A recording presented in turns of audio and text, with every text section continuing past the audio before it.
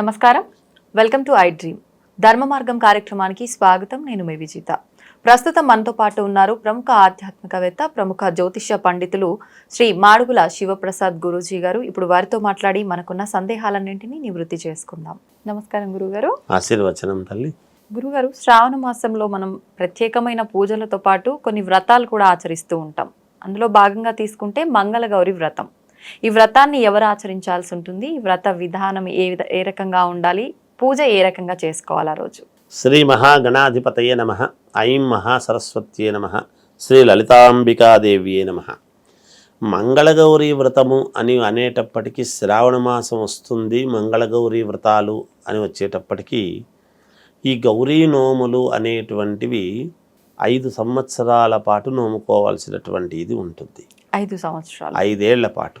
అంటే ఎన్ని మంగళవారాలు ఉంటే శ్రావణ మాసంలో అన్ని మంగళవారాలు నోముకోవాలి. 5 సంవత్సరాలు, అలా 5 సంవత్సరాలు నోముకోవాలి. ఓకే. ఎందుకు అసలు మంగళగౌరీ నోములు ఎందుకు నోముకోవాలి అంటే, ఇవి ఎవరు నోముకుంటారు? కొత్తగా పెళ్ళైనటువంటి వాళ్ళు. ఓకే. ఇప్పుడు మనము ఈ మామూలుగా చైత్రమాసములోను, చైత్రము, వైశాఖము, జ్యేష్ఠమాసం, ఈ మాసాలలో వివాహమైనటువంటి వాళ్ళు, అంటే తర్వాత వాళ్ళకైనా మళ్ళా వస్తుంది, మళ్ళా వచ్చేటువంటి నోములు వస్తాయి. కొత్తగా పెళ్ళైనటువంటి వాళ్ళు 5 సంవత్సరాల పాటు. ఎందుకు అంటే పంచప్రాణాలు అని మనం చెప్తున్నాం. భర్త యొక్క పంచప్రాణాలు భార్య దగ్గర ఉంటాయి అనేటువంటిది ఒకటి మనం చెప్పుకుంటున్నాం. ఇవి 5 ఏమిటివి అంటే బ్రహ్మస్థానము 1, 2, 3, 4 మెట్టెలు 5 చెప్పుకుంటున్నాం. శాస్త్రం చెప్తున్నాం. ఇవన్నీ దేనికి అంటే, అందుకనే వివాహము కాని ఆడపిల్లలు మధ్యపాపిట తివ్వరు.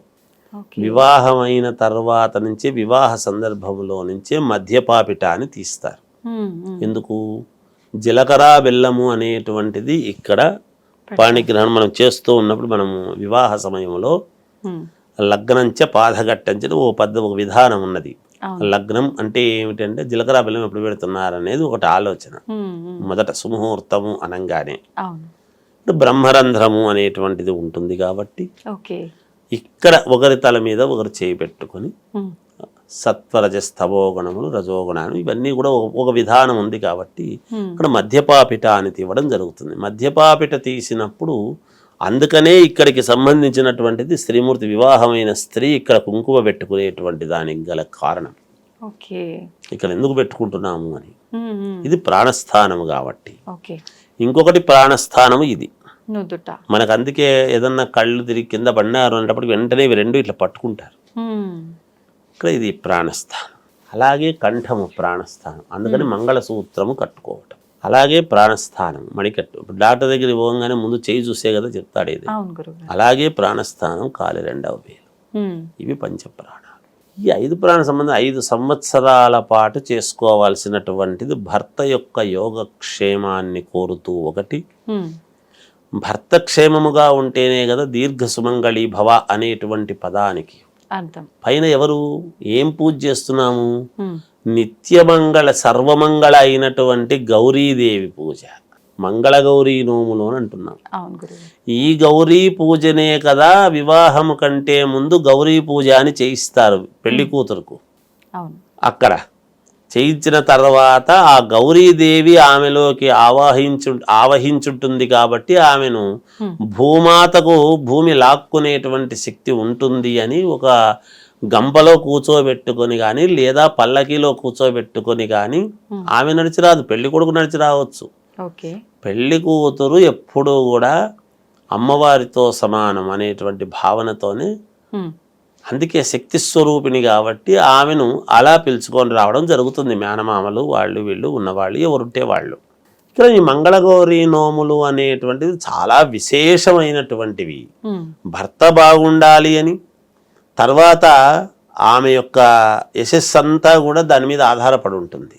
ఆమె శోభ అంతా కూడా ఎప్పుడైతే ఆమె చేసుకుంటుందో మహా చిత్తశుద్ధిగా సంతోషముగా పరమ పవిత్రముగా భక్తి భావన చేత ఎప్పుడైతే చేసుకుంటారో ఆమె అడుగు పెట్టినటువంటి ఇల్లు అంతా కూడా సస్యశ్యామలముగా ఉంటుంది. ఎందుకు? ఒక పురుషుడు తన ఇంటి వరకే బాధ్యత, స్త్రీ అలా కాదు. పుట్టినింటిని మెట్టినింటిని రెండిటిని సమన్వయము చేసుకోగలిగినటువంటి విధానం ఉంటుంది. ఆ రెండింటినీ బ్యాలెన్స్ చేయాలి. ఏమయ్యా ఎటువంటి అమ్మాయిని కని మా ఇంటికి ఇచ్చావయ్యా, మా అదృష్టం అని వీళ్ళు భావించాలి. వాళ్ళు ఏదో మేము గతిలేక ఇచ్చినామని వాళ్ళు అనుకోవటం కానీ ఎక్కడా ఇది లేకపోతే మాకు ఇచ్చినారు మేమే, ఎవరూ గొప్ప కాదు ఇందులో. ఒక స్త్రీమూర్తి పుట్టినింటిని మెట్టినింటిని రెండిటినీ సమన్వయము, ఎంత వివాహమై వెళ్ళిపోయినా అత్తగారింటికి ఇక పుట్టినింటితో బంధము లేదు అని అనటానికి లేదు. ఆమె వృద్ధురాలైనా 90 సంవత్సరాలు 100 సంవత్సరాలు వచ్చిన పుట్టినింటి నుంచి ఎవరైనా వస్తున్నారు అంటే ఆ లోపల కలిగేటువంటి ఆనందము వర్ణనాతీతం. నిజమే గురుగారు.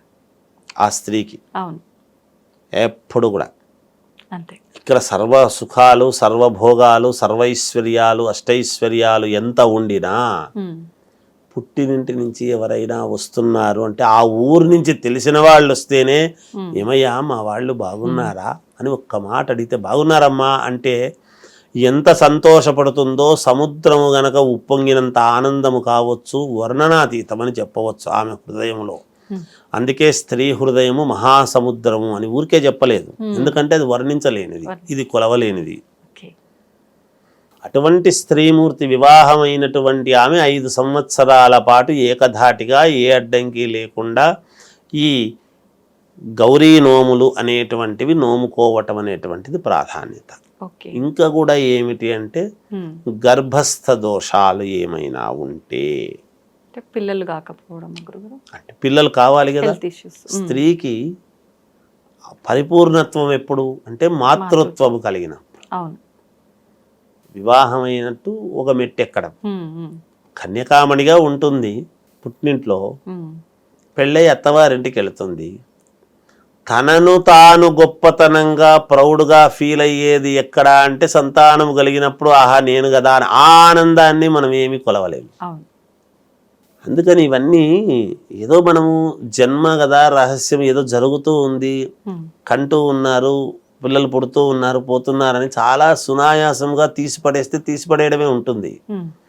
దాంట్లోనే మహత్తు ఎంత ఉంది అని ఆలోచన చేస్తే ఎంతైనా ఉంది, ఎంత తెలుసుకున్నా తెలుసుకోవాలనేది ఉంటుంది. ఆ గొప్పతనం వేరు. అందుకని ఆ మాతృత్వము పొందటానికని ఈ యొక్క గౌరీ పూజ అనేటువంటిది చాలా వరకు స్త్రీలకు మేలు జరిగేదానికి అవకాశాలు తల్లి. అందుకని కొత్తగా పెళ్ళైనటువంటి వాళ్ళు 5 సంవత్సరాల పాటు ఈ మంగళగౌరీ నోములు నోముకోవటం అనేటువంటిది జరుగుతుంది. ఆ అమ్మవారిని చాలా జాగ్రత్తగా పెట్టుకొని 5 సంవత్సరాల పాటు అదే అమ్మవారినే చేసుకుంటూ పూజ చేసుకుంటూ వస్తారు. ఎప్పటికప్పుడు కొత్త అమ్మవారిని చేసుకోరు. విగ్రహం పెట్టి చేసుకోవాలన్నా గురువుగారు? విగ్రహం కాదు, పసుపుతో గౌరీ అమ్మవారు అని చేసుకుంటారు. ఆ పసుపు గౌరీ అమ్మవారిని చేసుకోవటమే సాంప్రదాయం.